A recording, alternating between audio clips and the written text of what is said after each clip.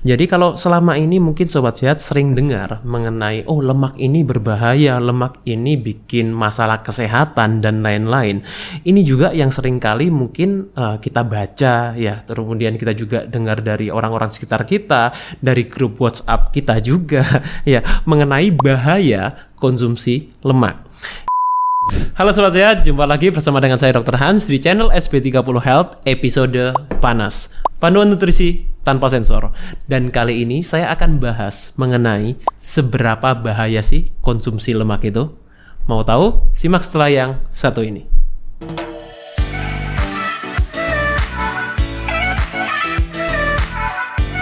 Oke, jadi sebelum masuk ke materinya, saya akan intro dulu, saya perkenalkan dulu yang ada di meja ini. Healthy Cook. Jadi Healthy Cook ini adalah provider makanan sehat yang berdomisili di Surabaya. Jadi ada cateringnya, juga ada cemilan-cemilan sehatnya juga. Spesialisasinya Healthy Cook ini adalah personalized healthy catering. Maksudnya gimana? Bukan healthy catering yang biasa, tapi juga bisa menyesuaikan dengan kebutuhan tiap orang perorangan. Sesuai goalnya, sesuai kondisi kesehatannya, yang disesuaikan dengan kebutuhan masing-masing individu. Oke, sekarang kita akan masuk ke materinya. Oke, jadi saya melanjutkan topik mengenai lemak, video-video lemak yang saya bahas kemarin, mengenai jenis-jenis lemak, kemudian metabolisme lemak, dan kali ini saya akan jelaskan mengenai bagaimana mengaplikasikan asupan lemak dalam diet kita, dalam pola makan kita sehari-hari. Jadi kalau selama ini mungkin Sobat Sehat sering dengar mengenai, lemak ini berbahaya, lemak ini bikin masalah kesehatan, dan lain-lain. Ini juga yang sering kali mungkin kita baca ya, kemudian kita juga dengar dari orang-orang sekitar kita, dari grup WhatsApp kita juga ya, mengenai bahaya konsumsi lemak. Itu sebabnya dari tren diet 2-3 dekade terakhir ini, itu banyak sekali yang kita jumpai yang namanya diet rendah lemak atau tren low fat diet. Sebutannya seperti itu, sebutan kerennya. Jangan heran kenapa kalau kita ke supermarket, seringkali produk-produk apa yang seringkali kita jumpai di healthy product atau produk kesehatan. Paling sering adalah low fat milk, susu rendah lemak. Bahkan ada yang susu bebas lemak. Kayaknya segitu jahatnya gitu lemaknya sampai kita harus buat susu ini yang rendah lemak, bebas lemak. Kemudian apa lagi? Low fat yogurt ya. Sehat banget bukan? Kemudian apa lagi? Low fat cheese, keju rendah lemak. Atau mungkin next time ya, suatu saat nanti ada low fat oil, minyak yang rendah lemak. Karena lemak itu kurang baik atau buat masalah kesehatan. Just kidding ya.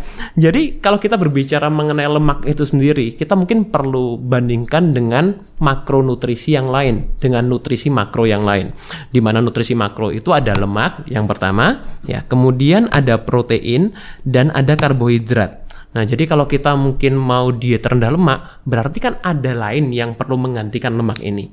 Entah protein, entah karbohidrat. Nah, itu sebabnya banyak sekali metode-metode diet yang di luar sana. Ada yang diet tinggi protein, ada yang diet tinggi karbohidrat, ada yang sekarang yang lagi populer plant-based diet, dan lain-lain ya. Tapi kita mau bahas dulu mengenai lemak, protein, dan karbohidrat. Itu sebetulnya nutrisinya bedanya di mana sih?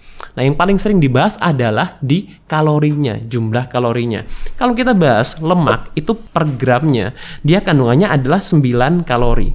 Protein per gramnya adalah 4 kalori dan karbohidrat juga 4 kalori. Buat orang yang tidak paham mengenai metabolisme, mereka begitu melihat kalorinya, wah ini nih yang bikin masalah nih, kalorinya paling besar.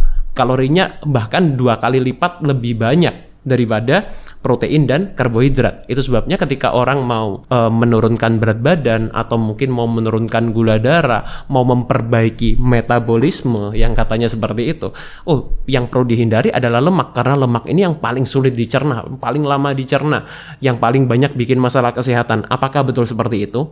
Kita perlu pahami dulu yang namanya metabolisme ya, seperti yang saya jelaskan di video sebelumnya.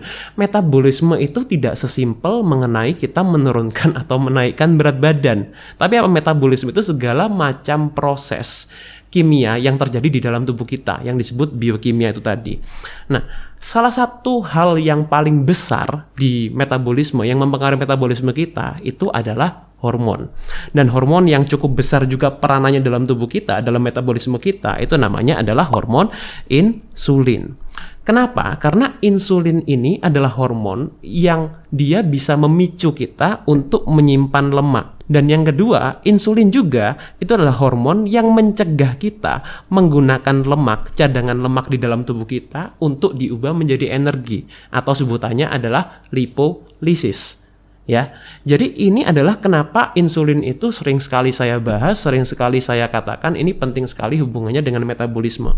And by the way, lemak itu adalah salah satu mikronutrisi yang efeknya itu paling rendah dalam indeks insulin. Apa dok indeks insulin itu? Nah, nanti akan saya bahas di video yang terpisah karena saya nggak mau terlalu detail di sini, terlalu panjang. Intinya kalau kita pernah dengar yang namanya indeks glikemik, itu hubungannya dengan karbohidrat. Nah, ini indeks insulin, ini berbeda memang. Jadi kita kembali lagi ke mengenai kalori dari tiap nutrisi ini. Lemak itu meskipun dia kalorinya paling besar per gramnya, dia punya efek yang paling netral ketika berhubungan dengan insulin. Protein itu bisa sedang, bisa tinggi, tergantung dari asupannya. Berapa banyak kita konsumsi protein. Kalau kita konsumsi protein dalam jumlah yang cukup, ya karena by the way cukupnya tiap orang berbeda-beda ya. Kalau kita konsumsi dalam jumlah yang cukup, setelah kita hitung berapa kebutuhan kita, sebetulnya protein ini tidak akan meningkatkan insulin. Tapi untuk orang-orang yang konsumsi protein berlebihan, ya melebihi dari jumlah kebutuhannya, ini juga bisa meningkatkan insulin. Nanti akan saya bahas khusus di topik protein ya. Kemudian karbohidrat ini adalah efeknya paling tinggi yang berhubungan di indeks insulin. Itu sebabnya ini yang paling mudah untuk meningkatkan insulin. Dan insulin sendiri ketika sudah menjadi resisten atau yang sebutannya adalah resistensi insulin, ini yang salah satunya menyebabkan metabolisme ini melambat. Metabolisme dalam tubuh kita melambat. Salah satu efek yang paling besarnya adalah karena terjadinya resistensi insulin atau metabolic syndrome. Jadi kalau kita berbicara mengenai lemak itu sendiri, manfaatnya lemak itu sebetulnya sangat banyak di dalam tubuh kita. Apa aja manfaatnya? Kalau pernah kan dengar yang namanya asam lemak esensial. Asam lemak esensial dari mana? Dari lemak. Tubuh kita jadi ada yang namanya asam lemak esensial, ada yang namanya asam amino esensial. Tapi pernah dengar nggak yang namanya karbohidrat esensial? Nggak ada ya. Jadi karena yang esensial sebetulnya memang adalah lemak dan protein.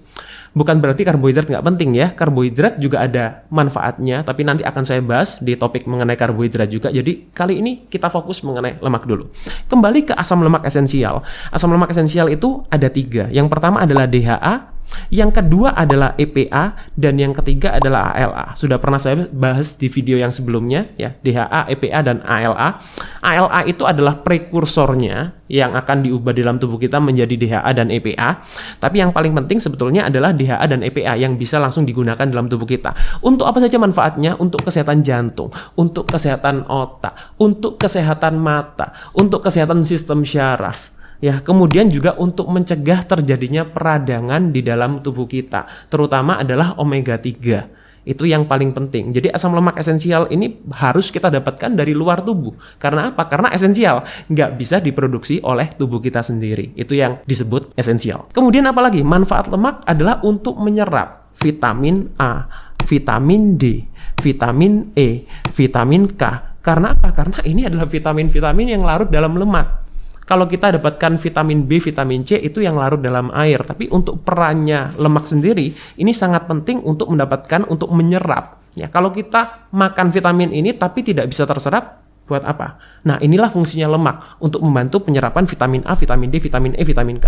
Yang masing-masing vitaminnya nanti mungkin bisa dilihat di video yang dibuat oleh Dr. Sung, karena di sana sudah dijelaskan masing-masing vitamin ini apa saja manfaatnya. Ya. Kemudian apalagi? Untuk membentuk hormon, terutama adalah hormon kortisol, hormon seks seperti hormon estrogen, testosteron, dan lain-lain. Ini juga fungsinya lemak. Bahkan ini adalah fungsi dari lemak jenuh yang selama ini kita mungkin berpikir lemak jahat. Really? Oke, next. Manfaatnya apa lagi? Memberikan rasa kenyang yang lebih lama. Kalau kita tujuannya untuk menaikkan berat badan, kira-kira akan lebih efektif kalau kita makan terus atau kalau kita makannya seperlunya? Coba dijawab. Ya. Nah, salah satu manfaat dari lemak ini adalah memberikan kita rasa kenyang lebih lama yang membuat kita tidak craving, tidak grazing, tidak memamah biak. Itu adalah salah satu manfaat dari lemak. Asal yang kita konsumsi adalah lemak yang baik ya. Kemudian apa lagi? Memperbaiki metabolisme yang lambat. Mungkin selama ini kita yang dengar adalah, oh kalau makan lemak ini membuat metabolisme kita lambat. No. The fact is, justru ketika kita konsumsi lemak yang baik, ini bisa memperbaiki metabolisme kita yang lambat. Karena apa? Karena ketika kita konsumsi lemak, secara tidak langsung kita memperbaiki kondisi insulin resistensi insulin kita. Dan resistensi insulin itu salah satu yang menyebabkan metabolisme kita lambat. Dan juga masih banyak manfaat lemak yang lainnya. Ya, tadi di sini saya bahas yang vital saja, yang penting-penting dulu. Ya. Jadi metabolisme, sekali lagi, metabolisme itu berbeda dengan berat badan. Ya, sekali lagi saya ulang berkali-kali karena banyak orang yang bingung mengenai metabolisme. Metabolisme itu berbeda dengan berat badan. Di sini saya juga tidak menyarankan orang untuk, oh berarti kalau gitu konsumsi lemak sebanyak-banyaknya, konsumsi lemak tinggi itu sehat.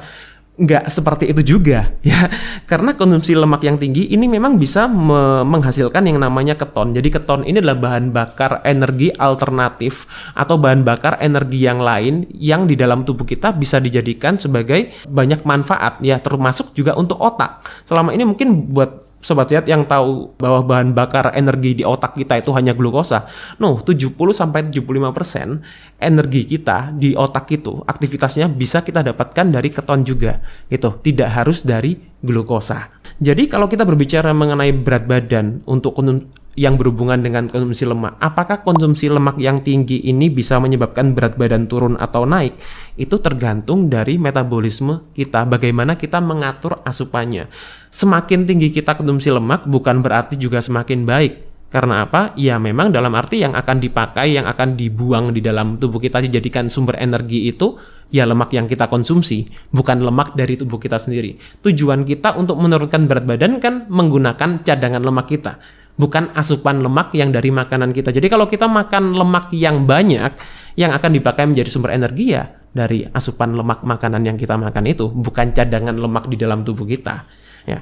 Kemudian bagaimana dok mengenai kolesterolnya? Katanya kalau makan lemak itu juga akan meningkatkan kolesterol.